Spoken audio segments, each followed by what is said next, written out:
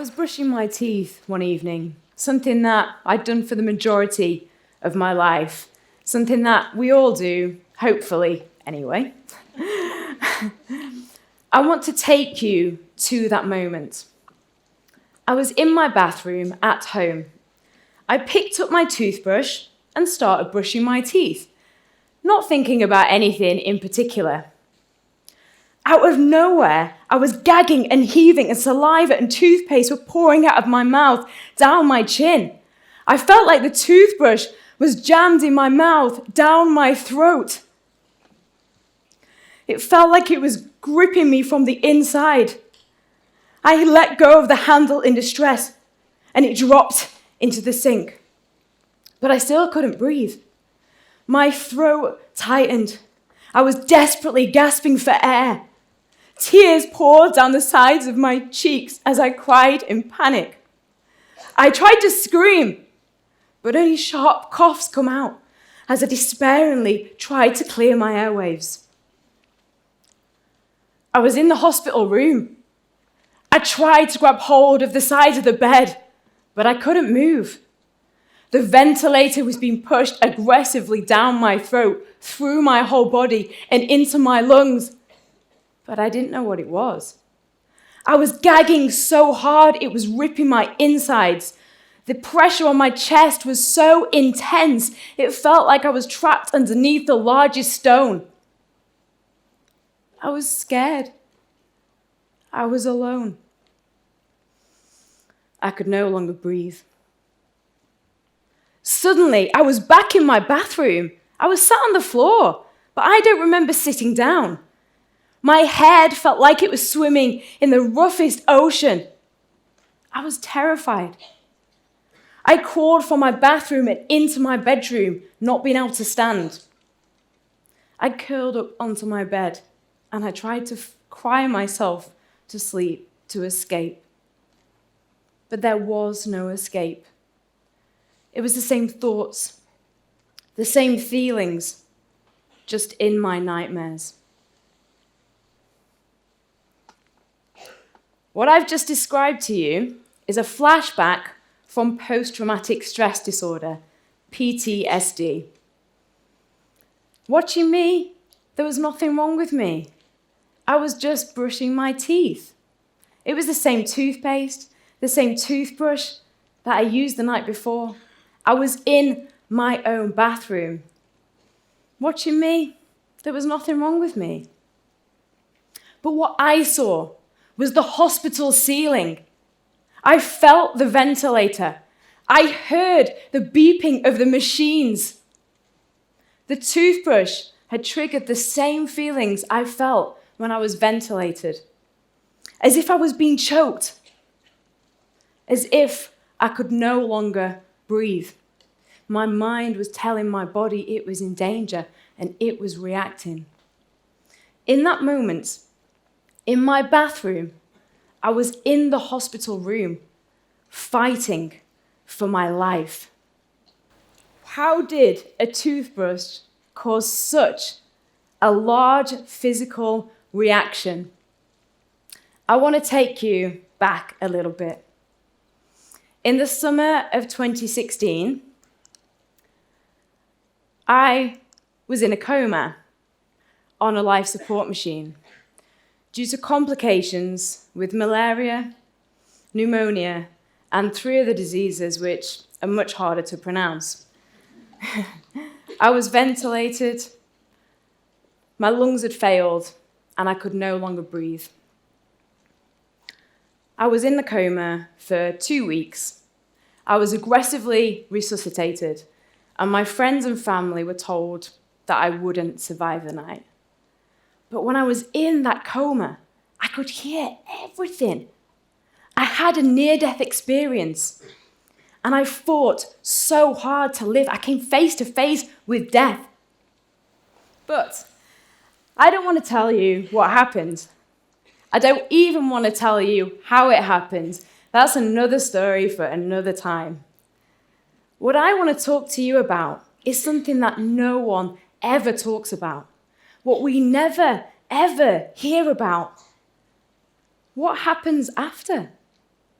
the aftermath of a traumatic experience, like those moments in my bathroom when I was brushing my teeth. Doctors said it was a miracle I survived. They even called me a miracle. My friends and family told me all the time how lucky I was to be alive, but I didn't feel it.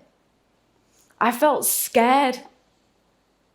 I felt lost and completely and utterly confused. The support I received by friends, family, the public, the media was incredibly humbling. I work on TV and radio, and how ill I was became well documented. I was so grateful. I am so grateful.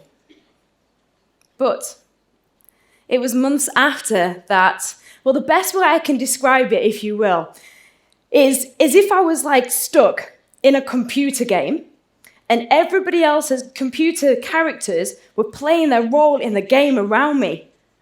And mine was just still. Nobody was playing my character. I was struggling inside. When I was in hospital, I fought so hard to live. I so desperately wanted to live. But when I came out, it wasn't the life that I knew anymore. I was a stranger to myself. I was lonely. My brain was replaying the trauma I had gone through constantly, and it triggered other traumas that happened to me in my childhood.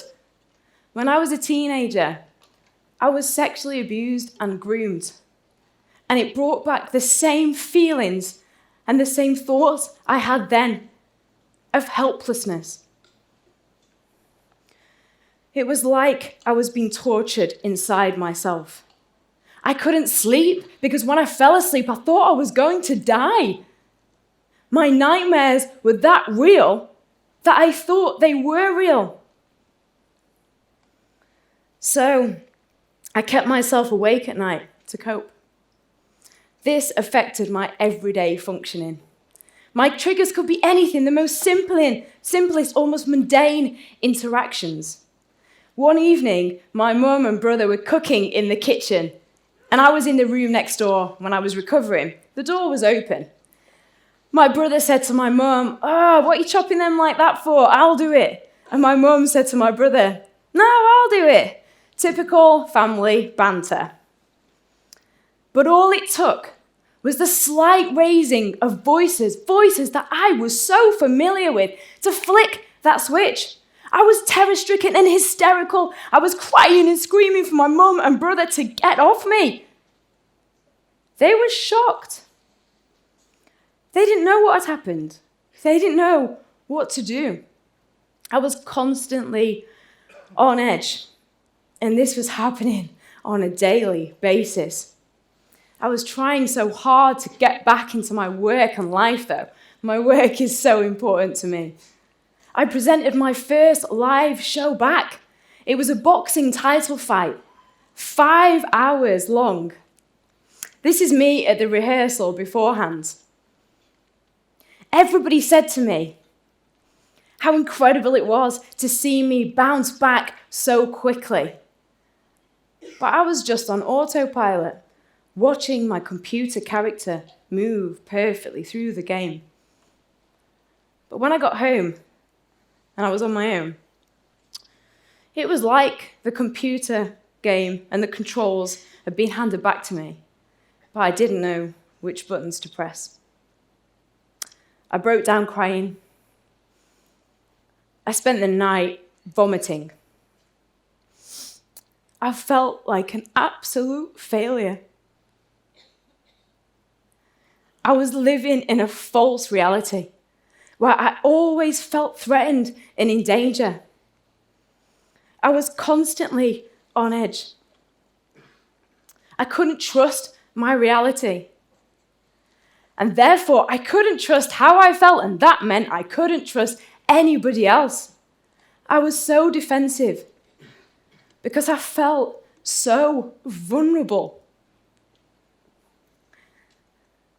When I came out of hospital, nobody assessed my mental health. Nobody even had a conversation with me about the mental health effects of trauma. My care was amazing, it really was, but it only focused on the physical results. Learning how to walk again, nerve damage, kidneys, my eyesight, I couldn't see properly, my brain, I had hemorrhaging, and the list goes on. But nothing about what my mind had gone through, only my body. Doctors even said it was my mind, through sheer determination and willpower, that ultimately saved my life. So, if the mind has the power to save you, then why don't we recognize it has the power to destroy you? PTSD can be from any trauma. Anybody can get it at any age, any gender, any time in life. And because PTSD is so often undiagnosed and misdiagnosed, its prevalence in society and its wider reaching impact is grossly underestimated. 1 in 4 people in the UK have a mental health problem each year.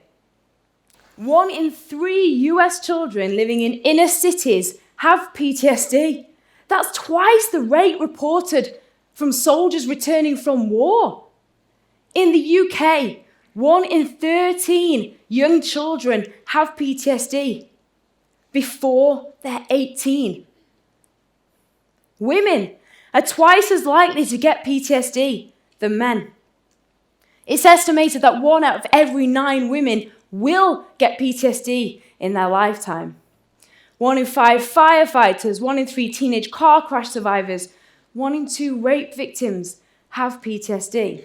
And it's widely documented that people in the health profession and in the police force have higher levels of PTSD than the general population. But on the contrary to what we believe, the largest cause of PTSD is from trauma in the home. So it's not just people in the military and those living in war zones that can get PTSD. It's people that have long stays in hospital, critical illness, victims of domestic abuse, children of childhood adverse experience, assault, bullying, rape, childbirth. There is a huge disconnect between what we know about PTSD, who actually gets PTSD, and how we get better. Normal memories are stored in chronological order in our brain's filing cabinet. In trauma, memories aren't stored like normal memories. That's because the chronological filing cabinet of the brain shuts down in the moment of danger in order to survive. So that means the memories float around the brain with no home and no place to live. As sounds, as physical sensations, as fragmented images. That's why the memories go over and over again, triggered as if it was the same feeling, the same sensation, on repeat. PTSD is like having a hypersensitive guard dog poised at the gates, barking 24/7 at the slightest breeze. It can't distinguish between the breeze and somebody in a mask with a gun.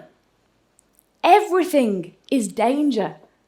So the mind tells the body it's in danger and it reacts. Imagine if that guard dog was barking 24/7, how exactly would it be able to function? In the end, it'd just collapse on a heap on the floor. It's exhausting. PTSD is a silent killer. It can lead to suicide. And you can see why. It just gets too much. Avoidance and detachment are the foundations of PTSD. That's why it's so important that we understand what the mind is going through and what it is, so we can offer self-compassion, but also a feeling of control to be able to face it. In fact, it makes sense what our minds are doing. They're protecting us from danger because it feels like it has to because of what it's been through. But in order to recover, the body and the mind need to feel safe enough to let go. Not just intellectually, emotionally too. It's so scary to feel when those feelings are so overwhelming. But it's not until we recognize the connection between what's happened to us and how we currently feel and behave that we can heal. Our behavior is a clue to how we are feeling. I started to look inside myself and feel those feelings. And I decided not to block them off because they were too painful. I was sad about what happened to me. I was angry about everything that's happened to me. And I was scared about who I was and my future. But just by acknowledging those feelings, it gave me a different reality to be able to make a better choice of what I needed in that moment. With the help of a psychologist, I started to access those memories and the feelings that were attached to them. And it is not easy. I needed my mind to process what had happened to it. And I needed my heart to feel what had happened to me in order for it to heal. I wanted to share my story and shine a light on PTSD for those that don't have it, understand what it is and what it feels like. But those that do, that there is hope. So what can we do about it?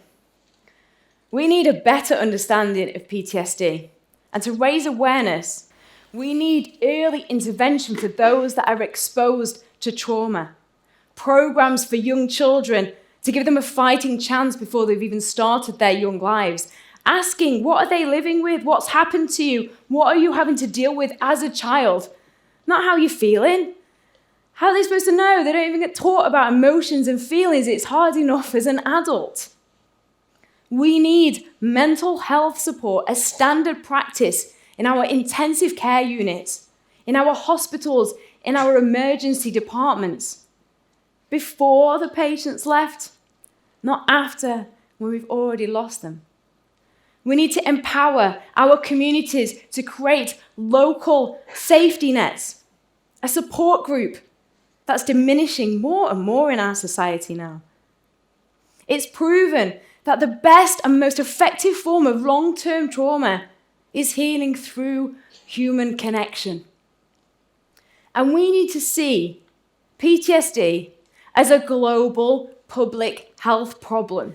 I still have PTSD, but my symptoms are less frequent and less intense sometimes. And my memories are starting to form normal memories that don't dominate my presence all the time. In fact, they're starting to shape me as part of my continuing story. Human experience needs to be at the center of how we view and help people, rather than forcing people into a life where they see no alternative. There is an alternative. Together, we can heal. Thank you so much.